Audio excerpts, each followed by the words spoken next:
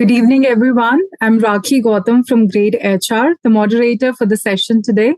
Thank you so much for taking out the time and joining us. Also, wishing all of you a very happy and successful new year. May this year be the best year that you have had till now.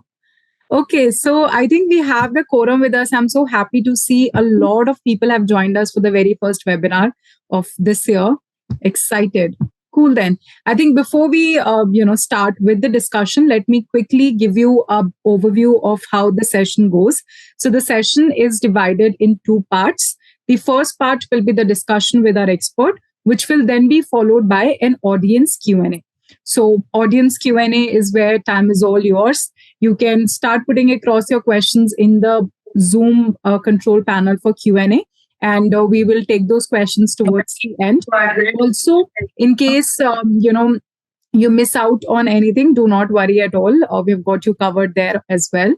This session is currently being recorded, and the same will be shared with all of you by next week, early next week. And this session will also be uploaded on our official greytHR YouTube channel under the playlist Parichay. So you can always go there and watch it later. Okay, so I think before, without any further delay, let's start the discussion. Let me quickly tell you what all, points that we will be discussing today. So this session today will offer you a comprehensive overview of key employee benefit schemes, including Provident Fund, employee state insurance, that's ESI, and gratuity. It will also explore the regulations governing these frameworks, highlighting their objectives, applicability, and benefits for both employees as well as employers. So this session, of course, since we have a Q&A at the end, will also address common compliance challenges that organizations face, and we'll offer you actionable solutions to resolve them.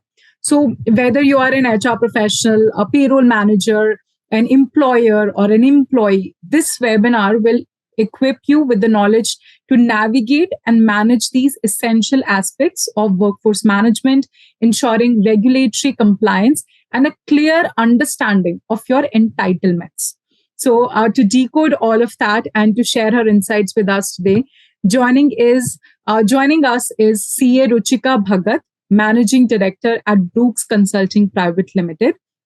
Let me quickly take you all through her profile.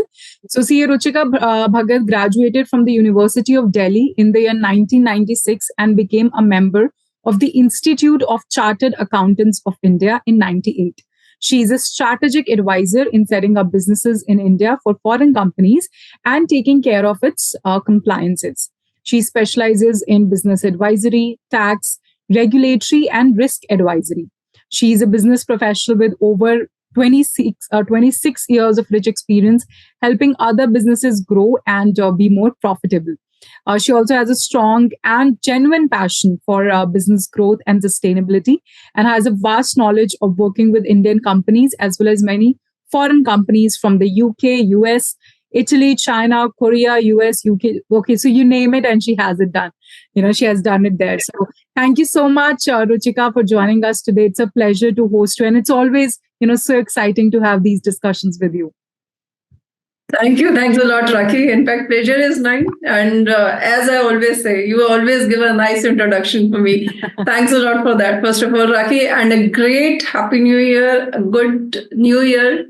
May you have lot of good things happen in this year to you and your team, and yes, to our viewers also.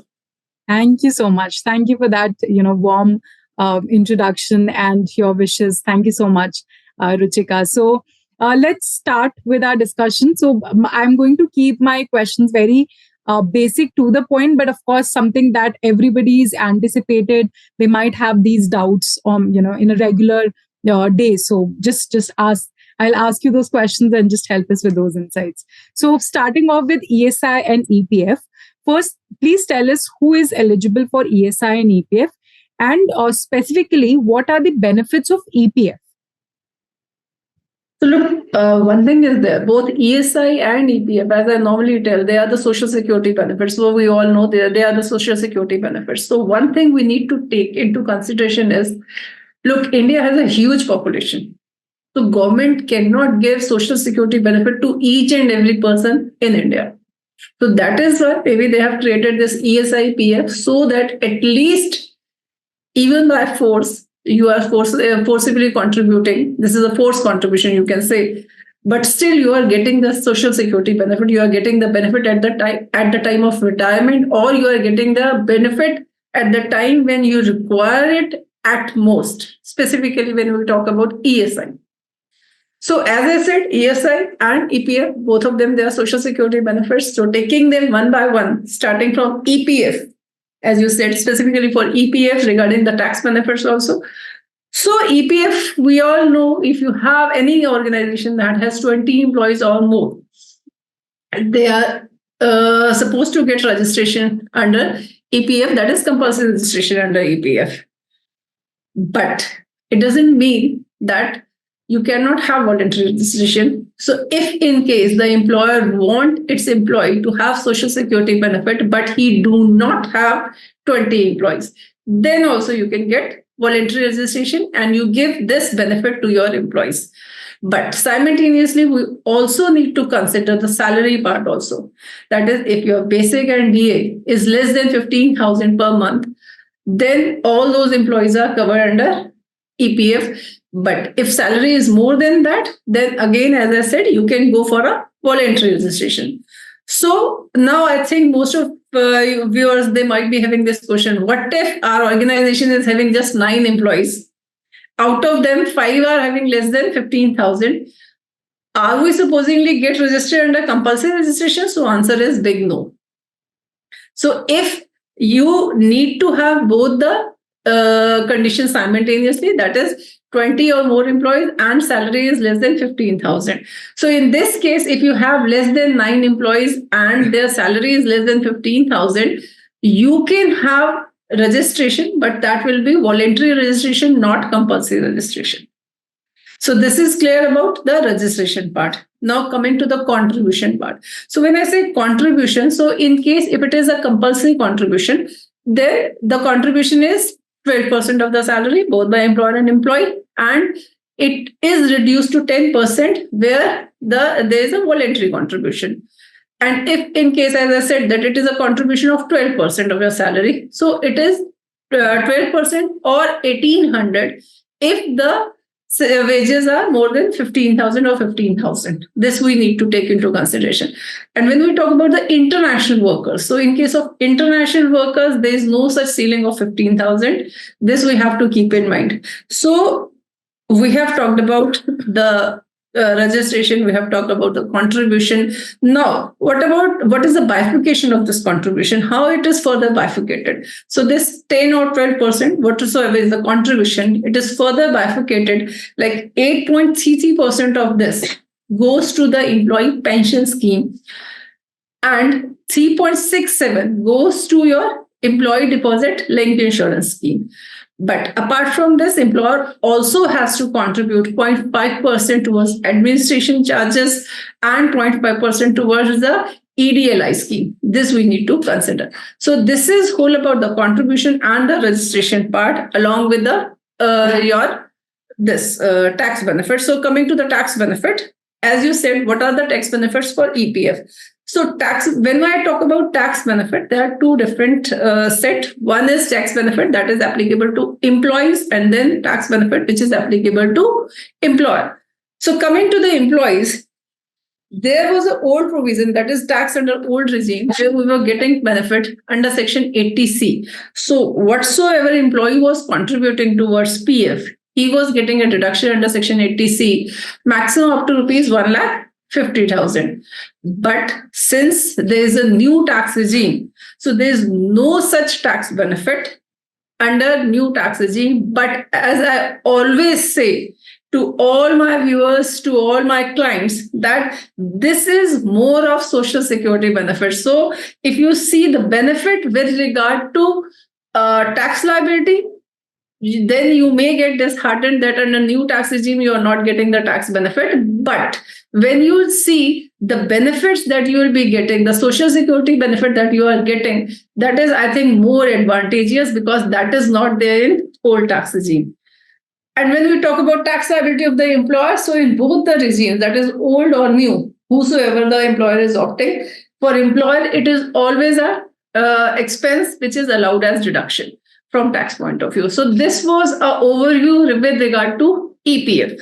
So when we talk about ESI, so is as such, we can say it is a non-cash benefit, but again, this is a healthcare insurance fund, which is being contributed by majorly by employer and minorly by employee. And it is applicable to all factories, restaurants, cinemas, offices, medical institutions, wheresoever the employees are 10 or more. And in some cases, states, it is 20, but majorly it is 10 employees. So if in case you have 10 employees or more, then you need to get this registration under ESI. Simultaneously, the monthly wages of the employee, it should not exceed rupees 21,000. In case the employee is physically handicapped, then in that case, this threshold limit is up to rupees 25,000. And when I talk about contribution, so 3.25% is contributed by the employer and 0.75 is contributed by the employee. As I said, ESI, it is the most important integrated need-based social insurance benefit scheme, which protects your employee from any uncertain event or contingency, whether it is temporary or physical disability, sickness, maternity leave, or any injury at the time of employment or any other injury, any such contingencies. So this is all about ESI and EPF. Thank you for that, Ruchika. Very comprehensive and very, insightful. Thank you so much for sharing that. I kept seeing that, the questions are already started popping up. So we'll take those questions, audience, in the end. But also for those who have been raising their hand, you could always, add your comment, or if you have any question in the Q&A option, which is there on the screen available, and we'll take that up towards the end. Okay, thank you. Moving on to my next question, Ruchika. So this is related to ESI only. So, if the wages of an employee exceeds rupees 21,000 during the year, can he still be treated or not under the ESIC? And deduction of contribution from his wages are to be stopped, or, what's the scenario there? Okay. So before answering this question, Raki, I want to discuss a contribution period. So what is contribution period? So what government has done is they have divided this financial year, which starts from April till 31st March. They have distributed this financial year into two parts. One that starts from April till 30th September. Another that starts from 1st October till 31st March. So if in case your salary exceeds the threshold limit of 21,000 and now you're not covered under ESI. So what will happen? So you till your contribution period, end of the contribution period, still you will be covered under ESI. See, this you need to know. For example, supposingly I'm covered under first contribution period. I'm still there in first contribution period, and my contribution period has started from April and it will end till 30th September. Supposingly my salary increases on 1st June. In this case, from June till September, still I will be covered under ESI. And my deduction, that is 4%, will be made on increased salary. But as and when 30th September will come, there will be close of contribution period. Beyond that period, I will not be covered under ESIC. One question might have arisen in the mind of viewers, that what if I have a retrospective increase in salary? So as on 1st June, my employer increases my salary from 1st April. Again, there also, till the end of contribution period, that is till 30th September, still I will be covered under this, and my contribution will be deducted from the increased salary. But when I say increased salary, it will not include your arrears in this case. So from June, whatsoever increased salary I am getting, contribution will be deducted on that till the end of contribution period. Okay, thank you for clarifying that for us. I'm sure a lot of people have these doubts because, most of these companies also observe their, performance appraisals during June, July. So this definitely helps. Thank you for that. Exactly. Moving on to my next question, actually coming to EPF part, there's always this mind, especially, this question in the mind, especially of a fresher. that can they, can an employee create their own EPF account, or does it have to be done by the employer? What is the process like?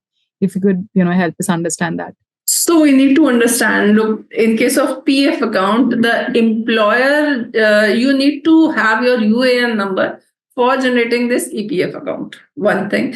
And UAN number is normally generated by your employer. So he is the one who generates it and give it to you. So for this, your employer will be logging to his EPF portal, and then at there he has to log in with his company ID and password. And then by clicking on member section, there you will have registered individuals. So there in the system, when you enter that registered individual, you have to mention details of the employee, that is his PAN number, his bank details. You also have to give the nominee details also. So once all this is done, then UN number is generated. And then this UN number will be shared by the employer to the employee. And then employee can activate this UN number on employee PF site by giving all these personal details. And then he will set a password, and then he can easily log into his PF account. Okay, thank you for that, Ruchika. Now we see that, of course, especially with Gen Zs, we don't.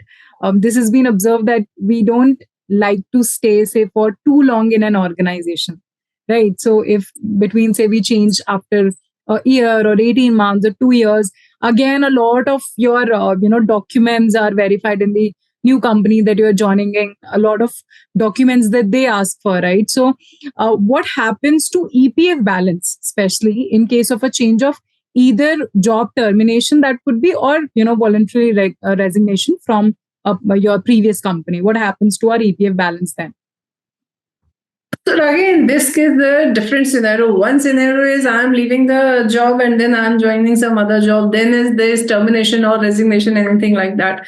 So if in case I am leaving one company where I was already registered under Provident Fund Act, and now as and when I join this new company, new organization where there is no Provident Fund, so I don't have any other option but to withdraw my Provident Fund.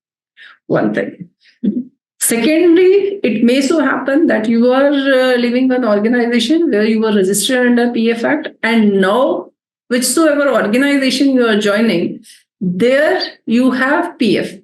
That is, that employer is registered under PF Act. So in this case, whenever there is a change of your job, this new employer, he will open your new EPF account and link it to your existing UAN number. So more than one EPF account can be linked to this existing UAN number. So post opening of this new EPF account, an employee is required to transfer all the balance that was lying in earlier PF account to this new PF account.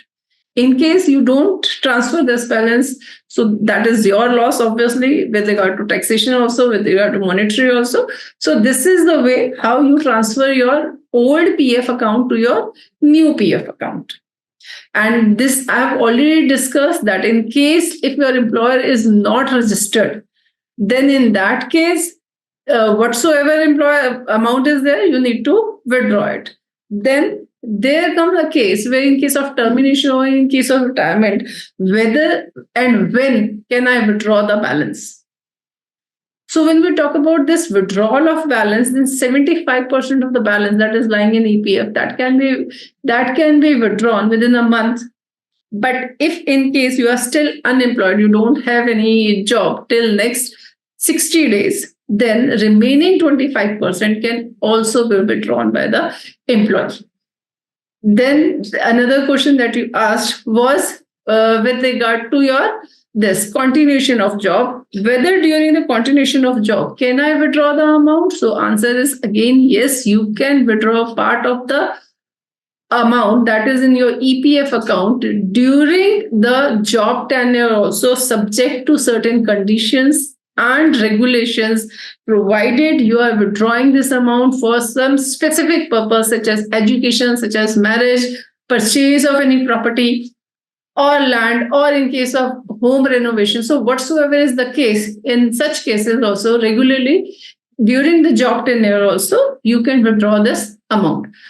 If in case online withdrawal is also there, so EPF, it can be anytime withdrawn during online. So anytime you can log into your portal. So your UAN number, what you have to do is your UAN number should be activated, and you just go on online withdrawal portal. From there you can withdraw the amount, and also offline also by filing form 13 you can withdraw this amount. So these are some of the ways through which you can withdraw this amount, either at the time of resignation or during job tenure or termination. Thank you so much for that, Ruchika. And actually, explaining with these scenarios that helps us understand better. Thank you for that. Now, coming back to ESI, you told us that EPF amount can be withdrawn, right? So, two follow-up questions to this regarding ESI. First of all, what is the benefit of ESI, except what we get there in EPF? And can ESI amount be also withdrawn? Look, one thing, as I said in the beginning, there is both of them, ESI and EPF, they are social security benefits. And basically, since they are social security benefit, as I always say, government cannot provide. That is why they have made these provisions and you are getting it. But there are two different scenarios. There are two different social security benefits that you are getting. So you need to know the difference between two, which I have already discussed, but still I want to discuss. ESI is normally an insurance benefit that an employee is getting, which is non-cash basis, first of all, which benefit you get at the time of happening of any contingency, happening of any sickness or maternity or anything like that you get. So it is important to know the difference between both of them. With regard to the applicability, when I say, so PF is applicable when you're earning less than 15,000, and in case of ESI PF, the threshold limit is 21,000. Similarly, in case of PF, both employer and employee, they equally contribute, whereas in case of ESI, the major contribution is by employer only, that is 3.75.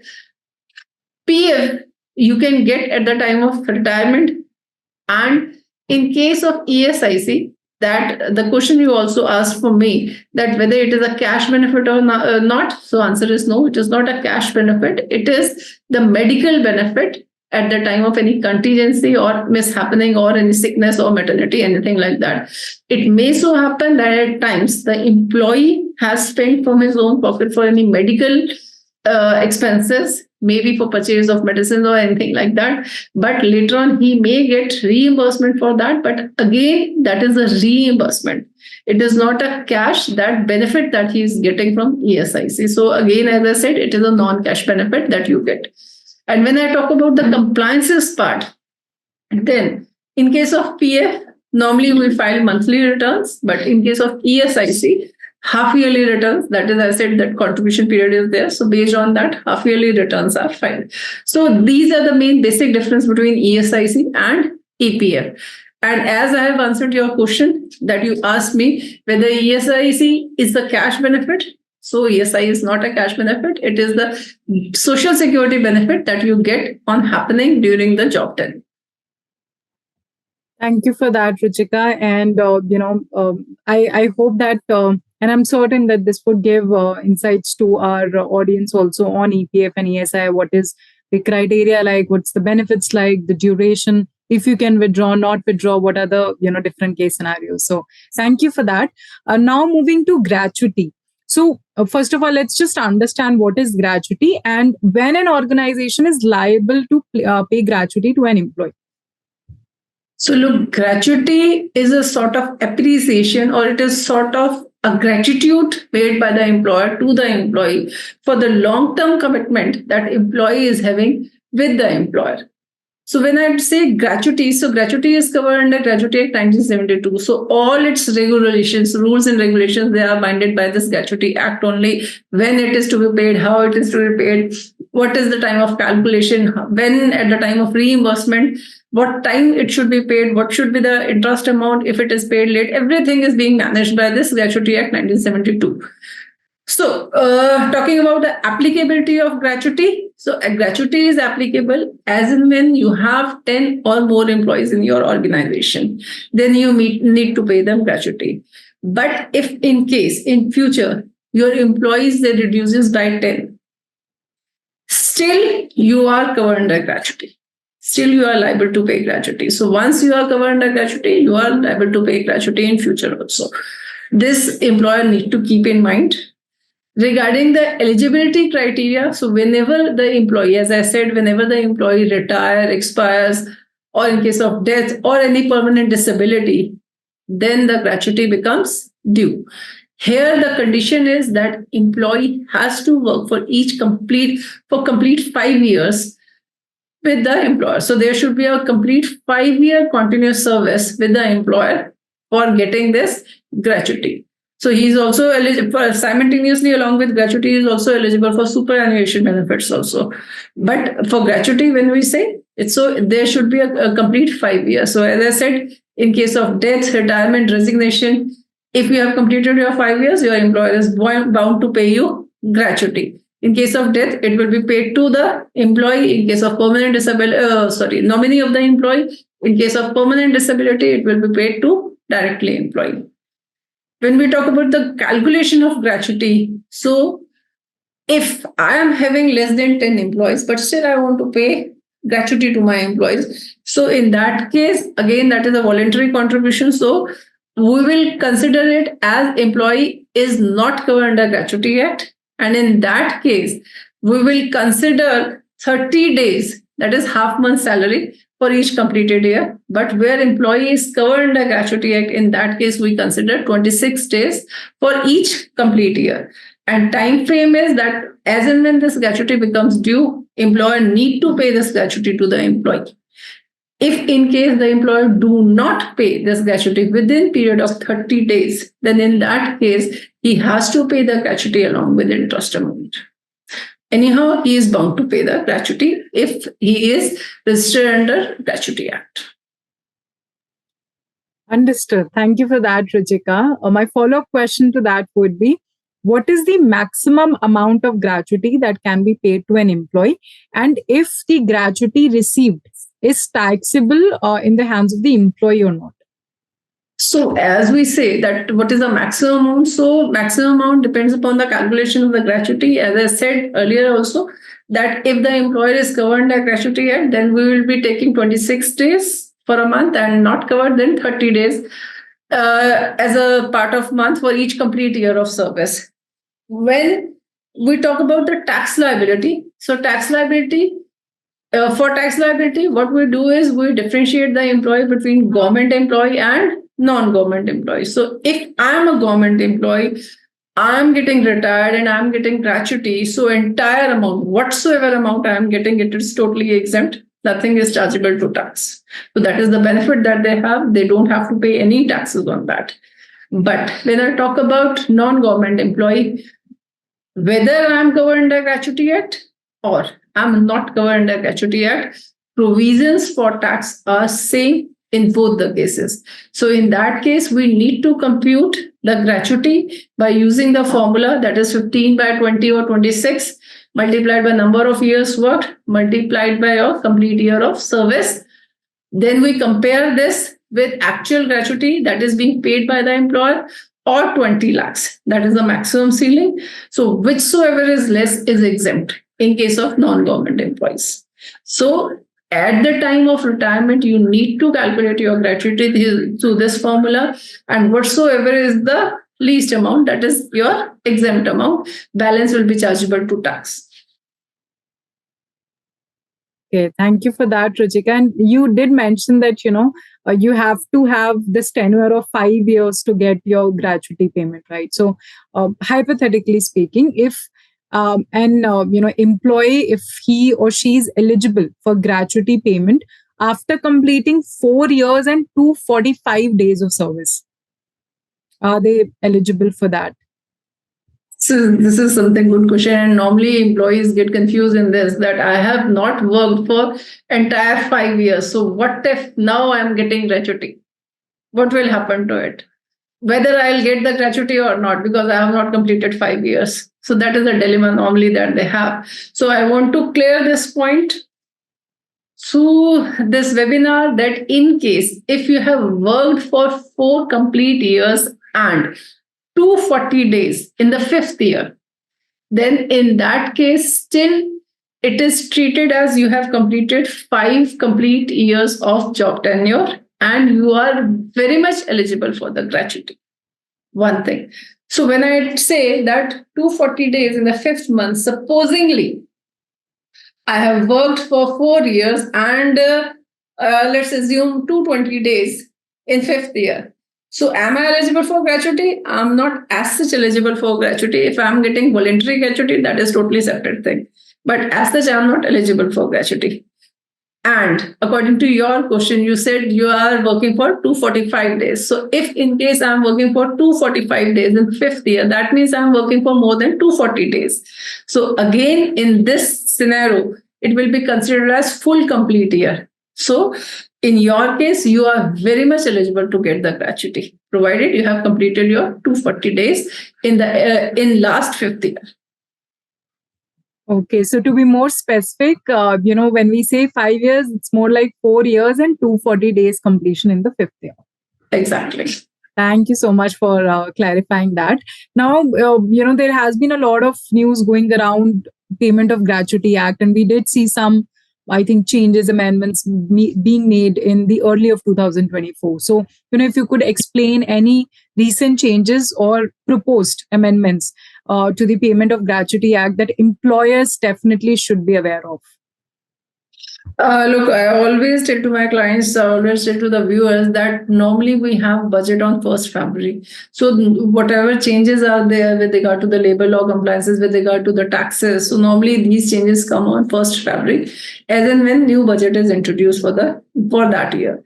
So we must be aware of what budget is there, not about the entire budget, but specifically for anything that is related to labor law compliances, anything that is related to employees. Specifically, when I talk about tax liabilities. So when we might be having many HR here, so they must be always aware of this thing, that what exactly tax benefit is there, or what new incentives or what new advantages government has given to the employee. One thing that is about the general knowledge that everybody should have. But with regard to any new changes or latest development with regard to gratuity, so there has been a change in wages with regard to gratuity, that is salary. So now salary includes basic pay, DA, retaining allowance, but it do not include any allowance that is overtime and bonus and HR. And this we need to consider in mind while calculating, when you might be calculating or any of our viewer might be calculating their gratuity. This we need to check. Another change was there with regard to fixed term employees. So if you are fixed term employee, so period of 5 years is not applicable to you. So in that case, irrespective of period of completing 5 years or not, still you are eligible for this gratuity. And this is proposed, what I am also overhearing, but it may come true, I'm not sure. But this time government is thinking, because look, 1st February is near. 1st February 2025, we'll have another new budget for 2025. So might be that government will be announcing this, government will extend this 20 lakh deduction in case of gratuity. They might be increasing this. So if in case they will increase this threshold limit of 20 lakh, this will give a tax relief to many of the employees. Okay, looking forward to that happening for sure. I'm certain a lot of people are excited for what is coming in this new budget. So fingers crossed, and let's everybody have a lot of benefits, honestly.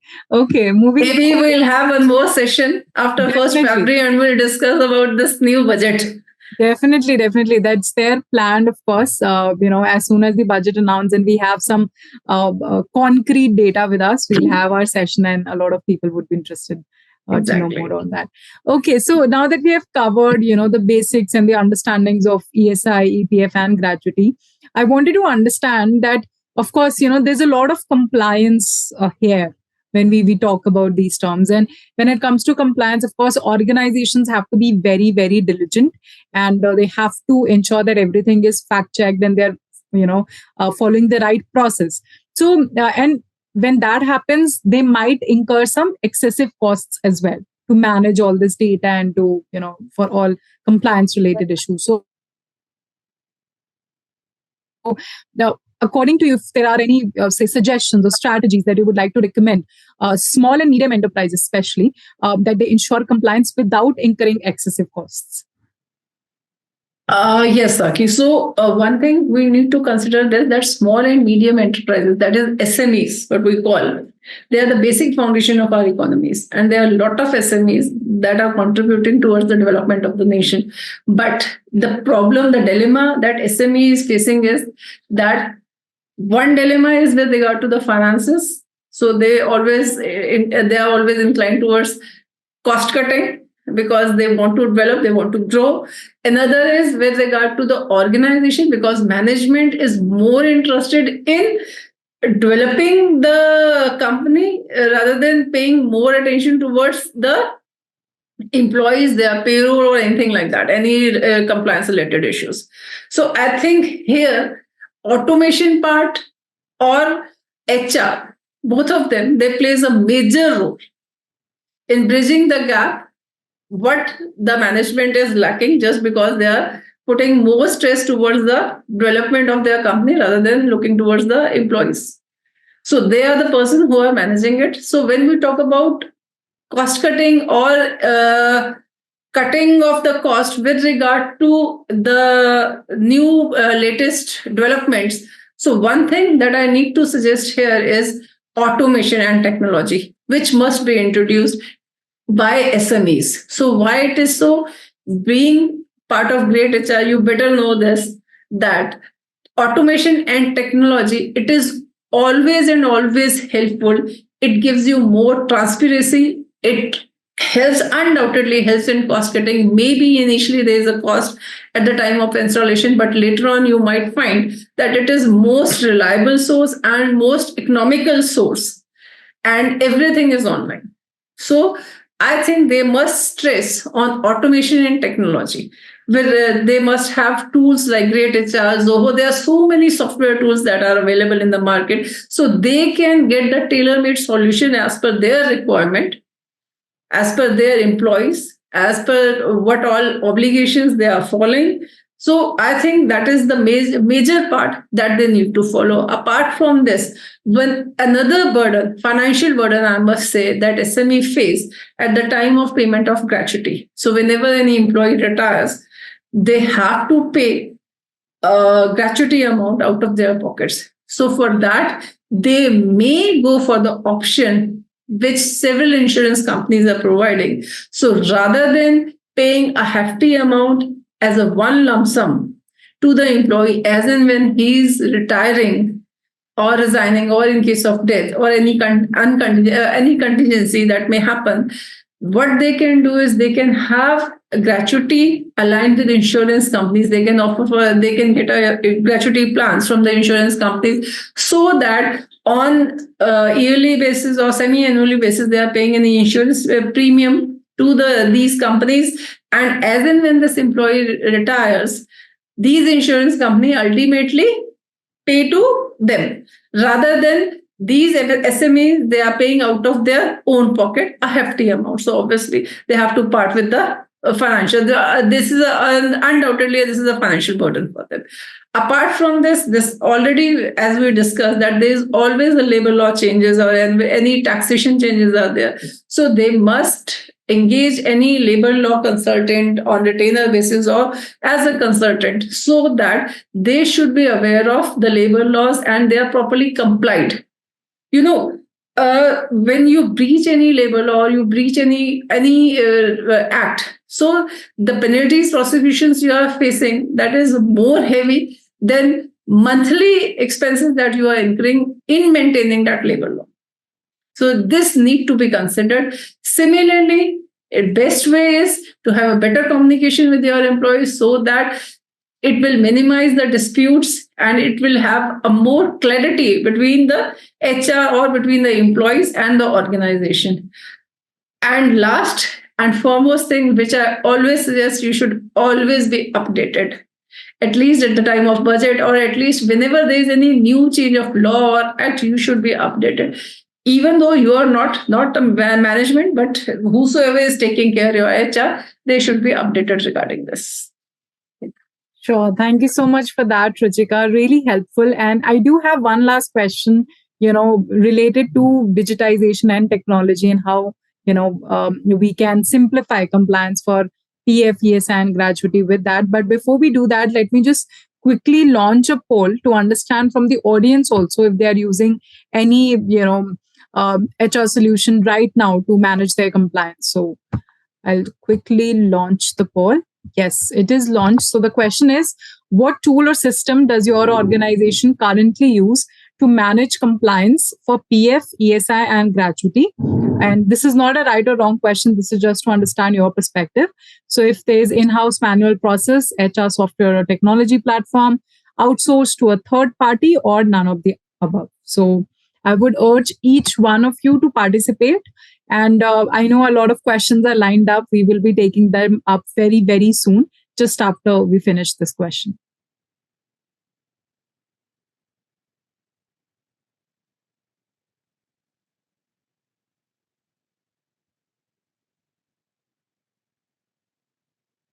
Okay, another 15 seconds.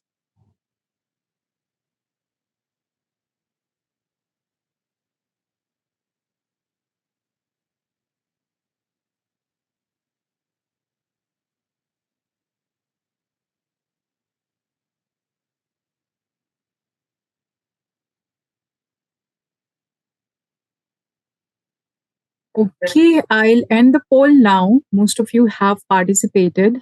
Let's see. I'll also share the result with all of you. So there's 45% of you using HR software or technology platform. 30% of you have outsourced it to a third party. 21% are still using in-house manual process, and 4% not using anything. Thank you so much, everybody, for participating in this poll. Now, of course, Ruchika did share the benefits and how it simplifies everything, how it is better, and how it is also cost effective. But just to sum it all up, Ruchika, specific to EPF, ESI, and gratuity, with digitization, how can technology simplify these compliances process for our employers, and how can they go about it? Just quickly, if you can conclude this. I think greytHR can better answer this question than me. Okay, thank you for that. Obviously, technology has significantly reduced the complexities and time that is involved in compliances. That is one thing, and we all know regarding this. So I was wondering, at least 45%, like you can say almost 50% of the persons, they are going for the automation part. That is something good, and we should opt for keeping the current scenario. The way India is going, the way technology is there, it is there for your benefit. It is there. It is providing you transparency. It is providing you data security, and in terms of real time, you have the accuracy. That is the most important part. So I think technology has significantly reduced your time as well as complexity that is involved in each and every compliances. So as I always say, that it is one time investment, but whatsoever you invest, it will be fruitful throughout and throughout whenever you will be using that technology. So as you said, that how it has simplified.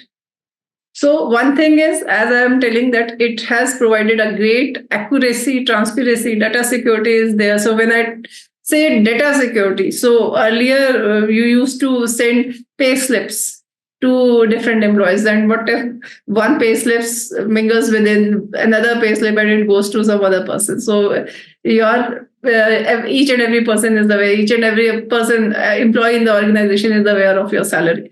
So it provides you privacy, something that is very important.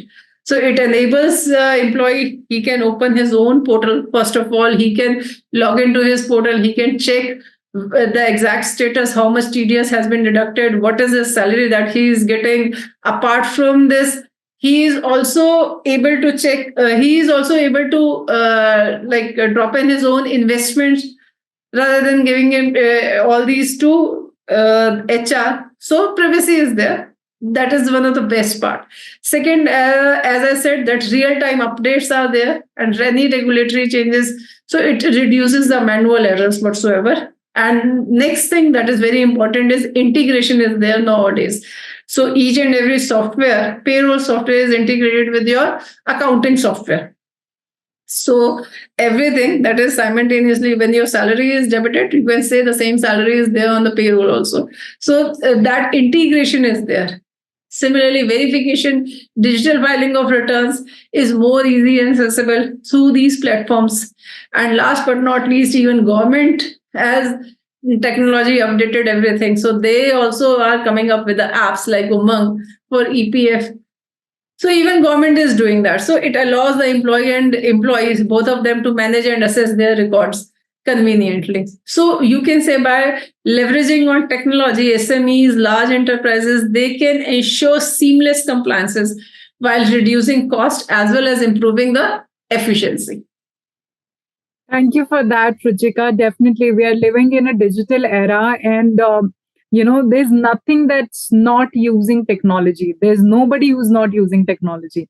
So, as you said, there are so many benefits. You get real time, data. It reduces manual tasks for you. There's more, accuracy there. There's, a lot that you can do it both from employers as well as an employee. And so, great. And I hope after this session today, a lot of people who are still using maybe manual processes or who are a little confused of if we should use an HRMS platform or not, they would definitely be more keen and they would have more understanding of the benefits of using HR platforms and HR solutions for streamlining your processes. So thank you so much for that, Ruchika. And of course, this has been a wonderful discussion. I did not see the time just fly by, because it's already 4:50. We have some 10 minutes with us, but I see like a huge round of questions coming in from the audience. I'm sure a lot of these would have been already answered in your question while we were discussing,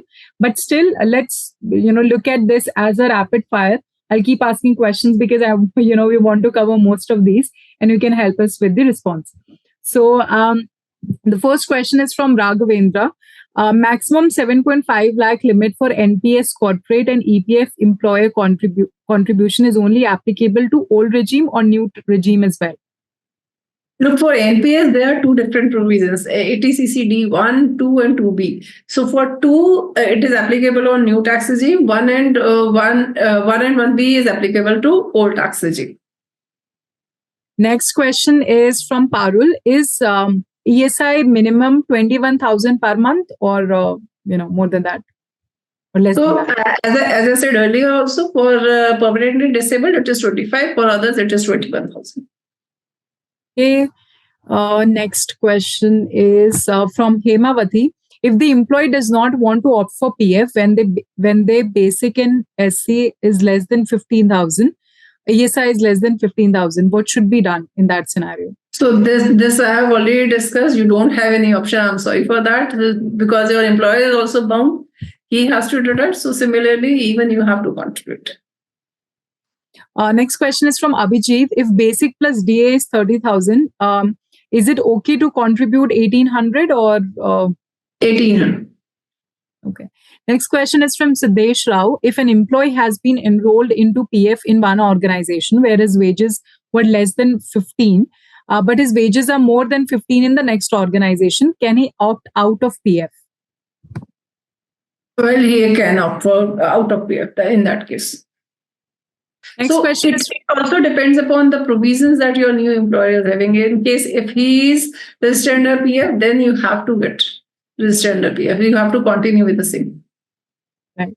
Next question is from Anand. When employees count cross 20 employees and many are above 15K basic plus DA, except 1 or 2 less than 15K, is it mandatory to register? Also, all these employees were part of PF in their earlier employment. So look, it depends upon your organization from how many employees you have, whether you are crossing that threshold limit or not. First thing that you need to check, irrespective of what was there in the under last employment. Next question is from Rosman. In PF, 12% of salary means, is it employee gross monthly salary or basic plus DA? Basic plus DA. Next question is from Rohit. What are the admin charges on VPF? It's 0.5%. I think I have already discussed this. Next question is from Ashwini. In the gross component of EPF return, do we need to consider leave encashment paid at the time of resignation and leave encashed during the service? I'm sorry, can you repeat it again? I'm sorry. In the gross component of EPF return, do we need to consider leave encashment paid at the time of resignation and leave encashed during the service? No, that is not. Next question is from Ravi Kant. If someone is already registered in PF and he switched the organization, so is it compulsory to be part of PF or he can choose? Basic is more than 15K, I think. Look, as I said, it depends upon the organization that you have recently joined, newly joined. So if PF is applicable on that organization, obviously you have to have part of that organization, and you have to get registered under PF. Next question. First, there's a feedback. Thank you for your excellent presentation. And the question is regarding ESI. If an employee has been covered under ESI for just 6 months, what is the maximum treatment or medical facilities claim can they avail? Maximum treatment, so it depends upon the contribution and where the employer has done that, but it is almost same for all, irrespective of time period. Another question is from Mudassir. If the salary is 12,000, basic is 6,000, then how can we calculate the PF? So in that case, if the salary is this, again it is PF in case it is 12% of salary only, basic wages. Next question is Ananya. Now from Ananya, how much one can withdraw from PF fund during his employment, also during unemployment period? Look, for unemployment, I have already discussed, but in case of employment, it is subject to certain conditions and restrictions, subject to where exactly you are utilizing it. Also, I see a lot of these repeated questions on, if they can withdraw, if they can opt out of PF. So I think Ruchika has already answered that question. So we'll be skipping those. If you have anything specific to that, maybe you can drop in your question. I think you also took this question. We discussed this during our discussion from Deepthi. What is cash benefit period under ESI? So as I have told, that is a reimbursement only that is possible. Rest, apart from that, there is no such cash benefits. Moving on to the next question. This is from Nitish Kumar Mishra. In the case of full and final settlement, we hold the salary of the employee's last working month and we pay that salary after 30 or 45 days. In this case, in which month should we submit the EPF contribution? You hold the salary, but anyhow, EPF has to be submitted as per the time period only. That is whenever 15th of the next month. Okay. Next question. This is from Satish Kumar. PF deduction is based only on basic salary or on gross salary? So it depends how much salary you have, whether less than 15,000 or more than 15,000, but more or less it is on basic pay plus TA. Next question. Just a moment. I think a lot of repeated questions are there. So also, I would request everyone to put their question in as one question. If you add question, you add something and then you add again something else, we will not be able to understand the context, because by that time a lot of other questions would have been there in the row. So it is better to add the question in one go if it's the same question and not parts of that. Okay, so this question is from Swati. When an employee covered under ESI received the salary from ESI during maternity leave,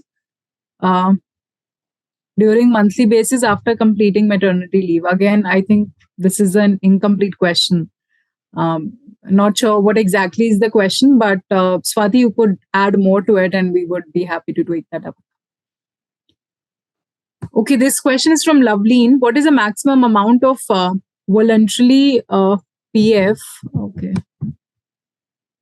an employee can contribute? Look, as I said, that voluntary contribution can be 10% of salary. Okay. Next question is from Himanshu. What can be done if EPS is wrongly deposited due to either age of 58 years or 2014 UAN rule? Can you repeat again? I'm sorry. Yes. What can be done if EPS is wrongly deposited due to either age of 58 years or 2014 UN rule? Wrongly deposited at the age of 58 years?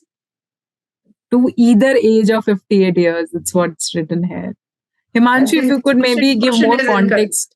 Yes, to this question, please. Okay, moving on.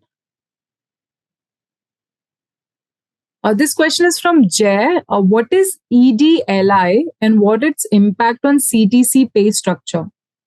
So EDLI is something that is paid by the employer at the time of, like, whenever he is depositing PF. This I have already discussed at the time of discussing PF. Got it.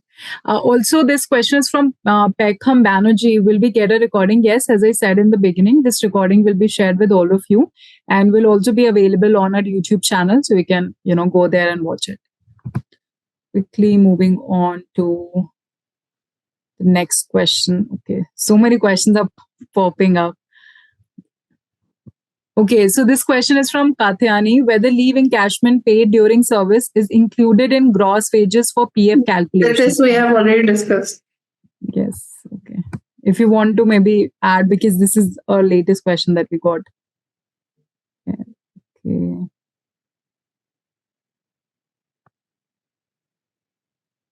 There's a feedback from Ramesh. Thank you for detailed explanation on the subject. Nice session. Thank you, Ramesh. Okay, so this question is from Srishti. What if an employee's 6-month contribution it's not paid by the employer? So how an employee can withdraw the amount?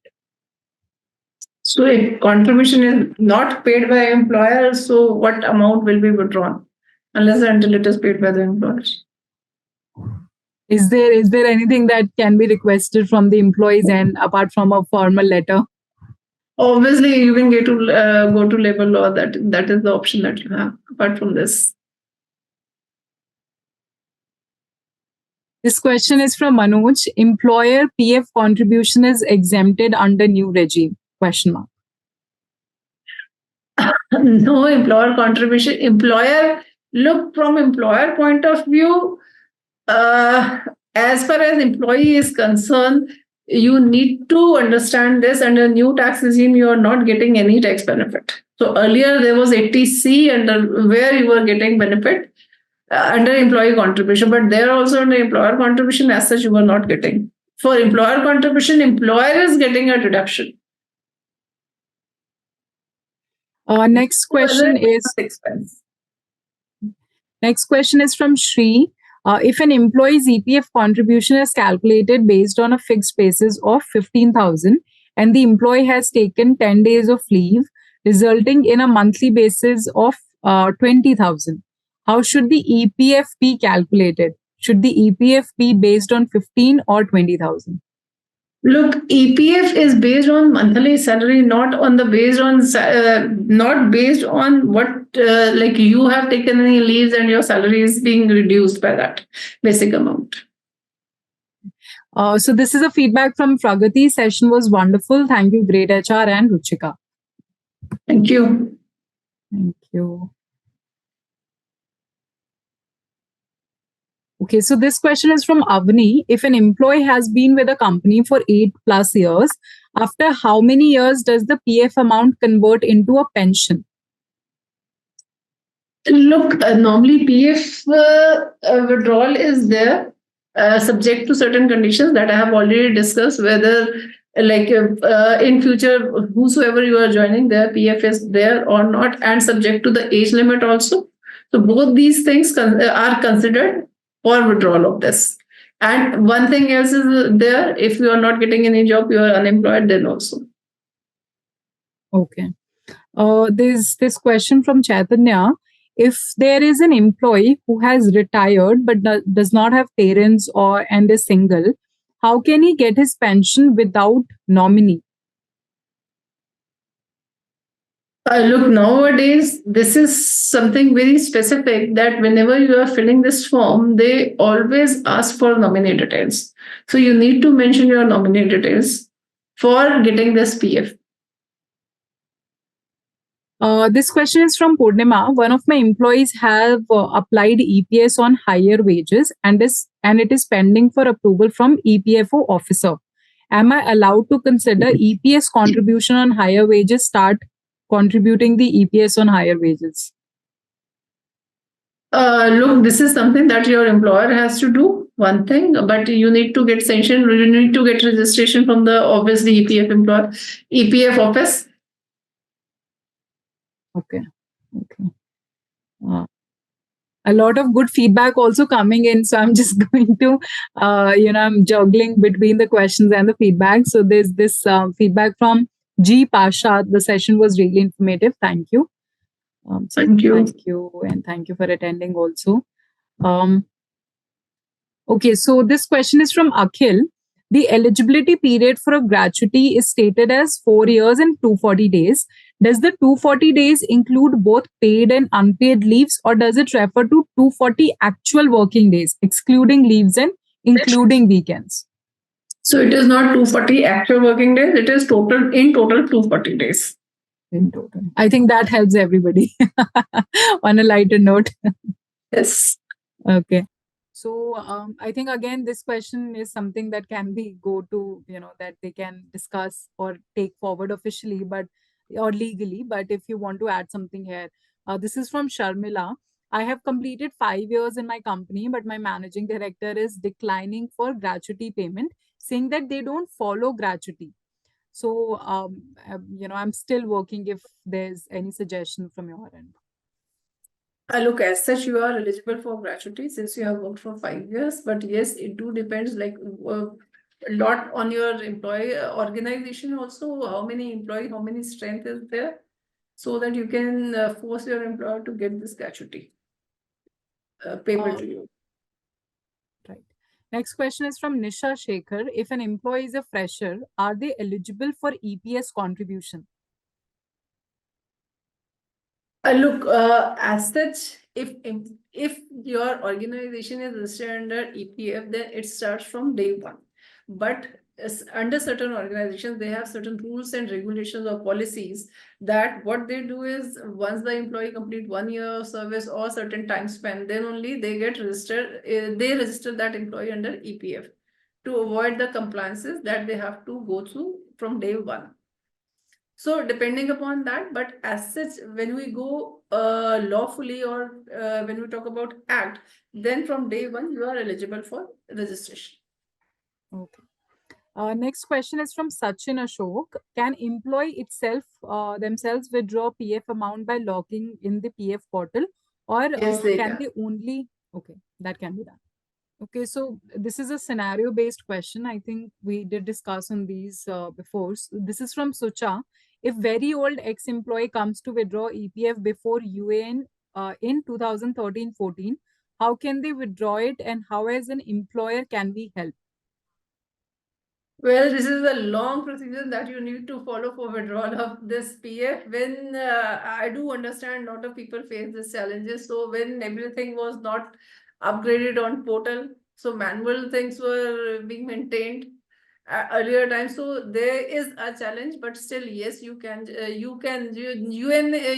need to be generated for that, and then only you can withdraw. This is a long procedure, but you can consult some good consultant. They can give you this benefit. They can get you this Provident fund. Thank you for that.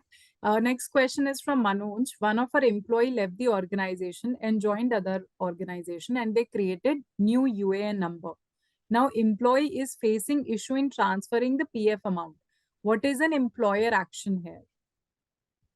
So as such, you don't have to do any action. So whosoever is the new employer, he has to do that. Basically, they have created a new UN. So even like they have to they have to regularize this. So being old employer, you don't have any role in this. All right. Again, this is like a follow-up question to that gratuity question of leaves and all that we discussed. So this is from Akhil. Now, if an employee resigns on a 245th day of fifth year service, and she had taken 6 month maternity leave in the beginning of the fifth year, now does she, is she eligible or not? So you are mixing maternity leaves along with the gratuity in this case. This is a hypothetical scenario, but still, a lot depends upon your rules and regulations that your employer is following in this case. What Got it. policies do they have regarding gratuity? Got it. Also, some feedback. This is from Prem Chand. Appreciate the efforts of great HR. Much useful session from Ruchika. Thank you. All thanks to Ruchika. I'll also do this. So this is from Rishita. Thank you, Ruchika and Raki, for this great session. Ruchika, you were very wonderful, very on point, clear, and very patient. Thank you. Okay, great. I think there's another question. There's another feedback from Rajappa. Nice session, good explanation about the PF and gratuity. Thank you, ma'am. Thank you. Great. Thank you, everybody, for being such active participants also.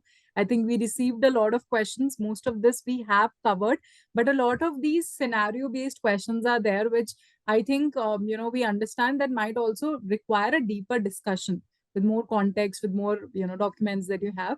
So what I will do now, because we have already crossed the, limit of the session today, we will be sharing two email IDs with you. You could either connect with me on my email ID and send in your queries or anything if you want to know more about Great HR also, and we'll be happy to help you out.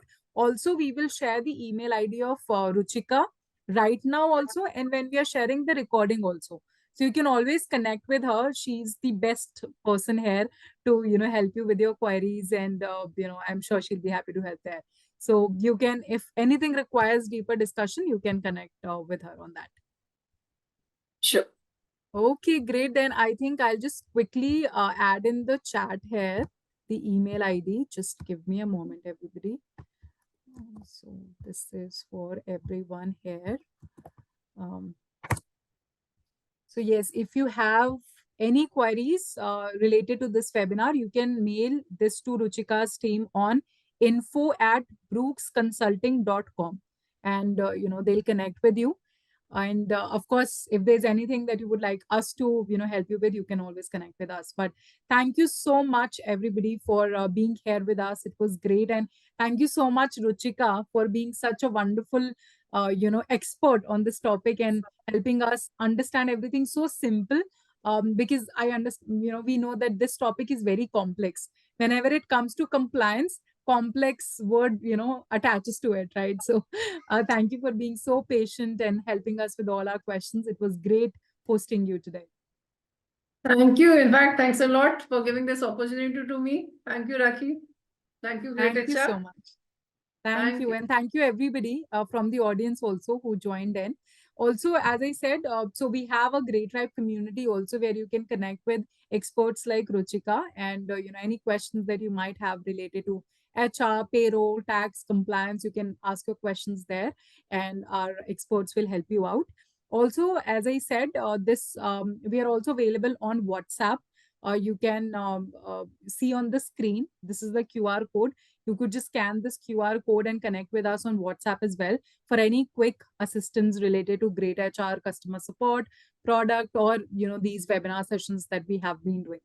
Also, as I said in the beginning, yes, this is a recorded session, and the recording of this session will be shared with all of you very soon with the email ID of Ruchika also. So you can always connect with us. You can always watch the recording at your own time, and let us know your feedback.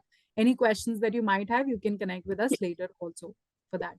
Once again, thank you so much, everybody, for being here with us.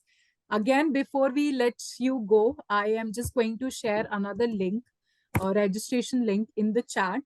This is for a new webinar, our upcoming webinar, which is being done on 21st of January. And we'll be discussing on Workforce 4.0, skills, tech, and leadership for a competitive edge. So this will be a panel discussion.